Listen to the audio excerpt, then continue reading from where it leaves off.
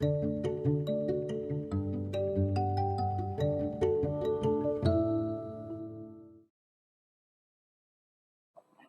everyone, thank you for joining me in this session of Spokane Public Schools Keep Learning series for literacy. Today's lesson is for all of our third graders out there, and any child who's interested is always welcome to join us.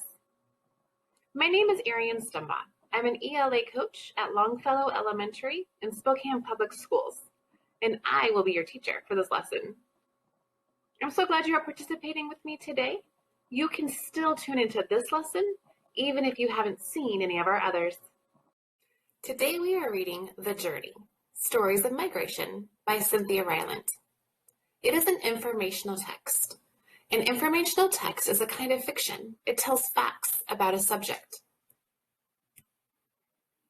Let's preview the topic. Animal migration. Geese fly in a V shape high in the sky. Hundreds of monarch butterflies gather on a tree trunk to rest during their long flight to Mexico. Sea turtles gather on Florida beaches in spring and summer.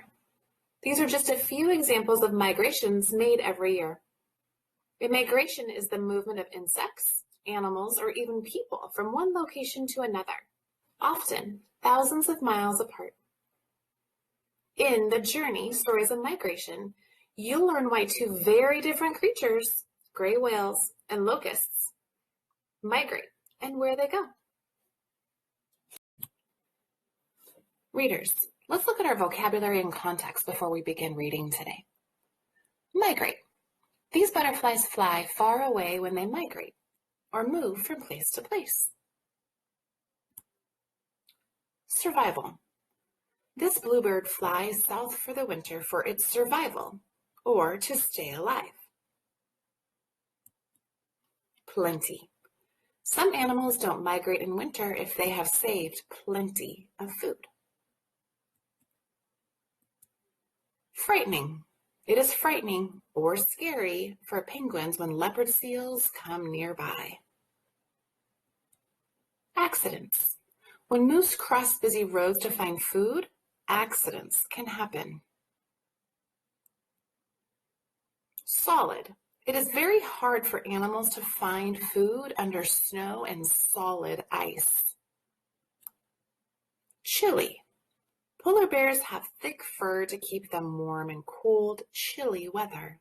The focus of today's lesson is to ask and answer questions to check for comprehension. Together, we will ask and answer questions to demonstrate understanding of the text.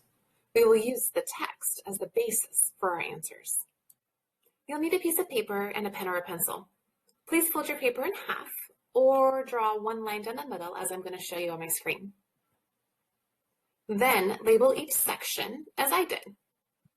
Questions on the left, notes on the right. I'll wait for a moment for you to write. I'm going to do all the modeling of the writing today. You won't need to write until the very end, and I will tell you when it's your turn. If you have any questions while we read today, please feel free to write them down as we go. Are you ready to begin? Me too. Let's read. Introduction.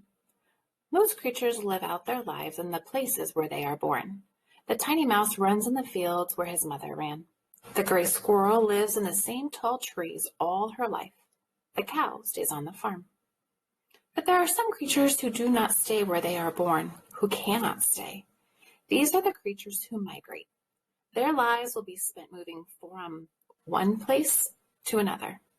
Some will migrate to survive. Some will migrate to create new life. All will be remarkable.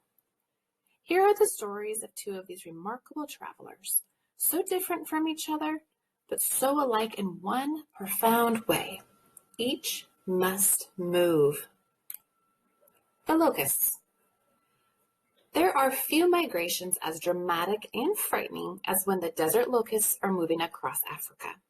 These insects are actually young grasshoppers, and grasshoppers usually do not travel. But sometimes too many grasshopper eggs are laid in one small area, and when the grasshoppers are born, there isn't enough food. The grasshoppers now have only one choice for survival: to migrate in search of vegetation. And so these grasshoppers will begin changing. Their bodies will turn from light green to dark yellow or red. Their antennae will grow short rather than long. And when they rise up to fly together by the billions, they will be grasshoppers no more. They will be locusts. A cloud of desert locusts in the sky is an unbelievable sight. There are so many locusts that they block out the sun. It seems like night. And in the sudden darkness, there is a terrible, thunderous noise. It is the noise of a billion wings. What happens next is even more incredible.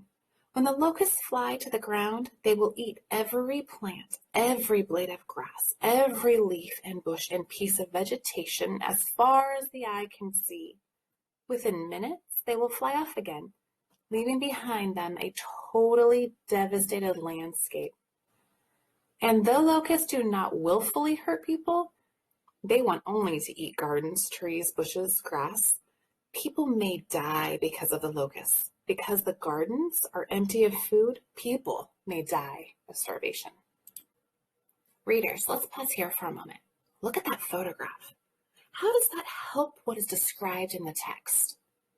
Well, I think that it shows what a large group of migrating locusts could look like as they search for food. It's also helping me visualize or see in my mind a dark cloud of insects eating everything in sight. I can visualize a garden with lots of plants being suddenly stripped of everything green. Desert locusts can also cause accidents.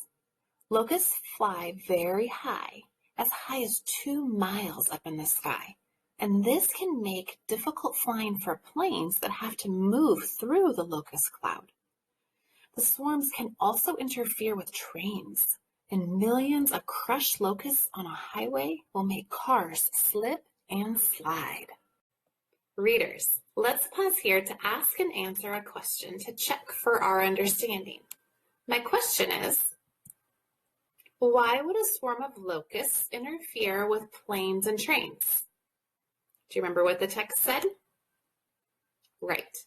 It said that if a swarm of locusts can block out the sunlight, it could make it difficult for pilots and train engineers to see where they are going. Nice work. There are many stories in history about the terrible devastation of locust plagues. It is written that in ancient times, one locust swarm covered 2,000 square miles. The swarms today are not nearly as large as that, but they can still be quite big, often as much as 100 square miles. Imagine so many insects in the sky. As the locusts migrate in search of food, they ride the winds from one area of rainfall to the next. There is always more food where it rains. They travel on sunny mornings and stop in late afternoon to roost for the night. When they reach a rainy area, they mate and die. Then their eggs will hatch and a new swarm of locusts begins moving. This will happen again and again until one day a swarm will return to the same place where the very first locusts began. And if the eggs laid are not too many, and if there is plenty of food when the new eggs hatch, there will be no locust swarms for a while, only pale green grasshoppers moving quietly about. But someday too many eggs may be laid, and the newly hatched grasshoppers will be much too hungry. These grasshoppers will begin to look a little different and act a little different. Then they will rise up together by the billions as desert locusts, and they will fly. Readers, let's pause here and ask and answer a question to check our understanding. The question I have is, how is the amount of food available for grasshoppers related to the reason they sometimes become locusts? Do you remember what the text said? That's right. The text said, when there's not enough food for the young grasshoppers, they turn into locusts so they can migrate and find food. If there is enough food for young grasshoppers, there is no reason for them to become locusts and migrate. Nice work. The whales. Many mammals migrate, but no mammal migrates as far as the big gray whale. It travels 6,000 miles, then back again, and most of its traveling is done on an empty stomach. Gray whales love the cold waters near the North Pole because the waters are full of the food they love to eat. The whales live on tiny ocean shrimp and worms, and the Arctic waters are full of these in summer. The whales eat and eat and eat, straining the tiny food through strips of baleen in their mouths. Instead of teeth, the grays have baleen, long strips of a hard material similar to fingernails. The gray whales swim and eat mostly alone through the summer, but in the fall, they will begin to look for some traveling companions because the whales know one thing for certain, that they must migrate. In winter, the Arctic seas are going to be filled with solid ice, and the whales will die if they stay. The first gray whales to leave the Arctic are the pregnant females.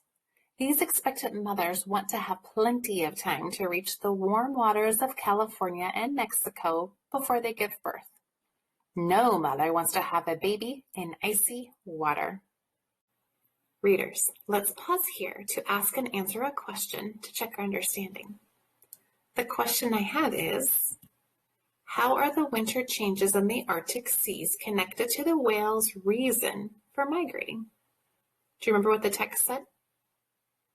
Nice job. It says, in the winter, the water freezes.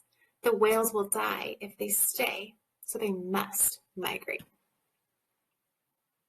The other whales will follow, and in small groups, they will all travel down the Pacific coast.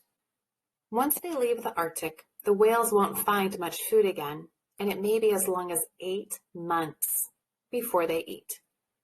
But the whales have stored a lot of fat in their bodies, called blubber, and this will keep them alive. As they travel, the whales often swim near shore, and people along the way are thrilled. They wave to the whales from rocky cliffs and travel out in boats to say hello to them. When finally the gray whales reach the warm tropical waters in January, the pregnant females will give birth, and the other whales will mate. With new calves among them, all the whales will enjoy life in the peaceful lagoons for a while. Then, in March, they will be ready to head back to the Arctic for summer. They haven't forgotten how they love to eat there.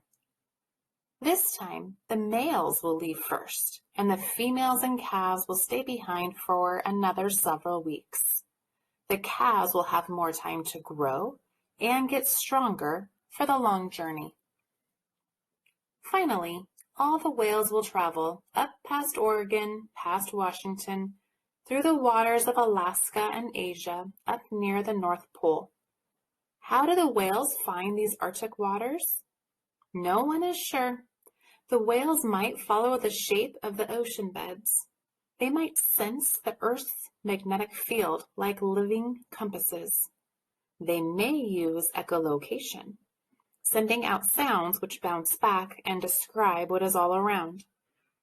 But somehow, the whales will travel that long 6,000-mile journey north, and they will find the same chilly waters they left behind. When they arrive in the Arctic, they will separate and enjoy a summer of fine ocean eating. Let's look at the caption. It says, the arrows on the map show the gray whale's 6,000-mile journey from the Arctic and back again. Readers, how does the map on this page help you understand the text? You're right. The map shows the whale's path during their migration. Let's look at it a little closer. It starts in the Arctic, travels down towards Mexico, and then goes back.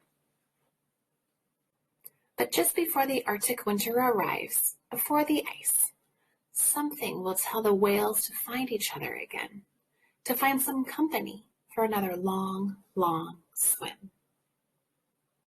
Readers, we're going to pause here to ask and answer a question. What might be a reason that the whales stay together as a group when they migrate?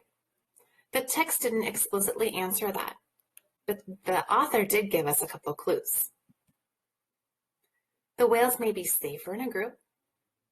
Whales can help protect each other or teach others young. And being in a group gives whales a chance to find a mate. Now it is your turn to respond to the text. Please answer this question on your paper. What are 3 things you learned about migration? Use text evidence to support your answer. When you're done writing, share your answer with a family member. I've enjoyed doing some literacy learning with you today. Thank you for joining me as you keep learning from home. I look forward to seeing you again on our next lesson on KSPS.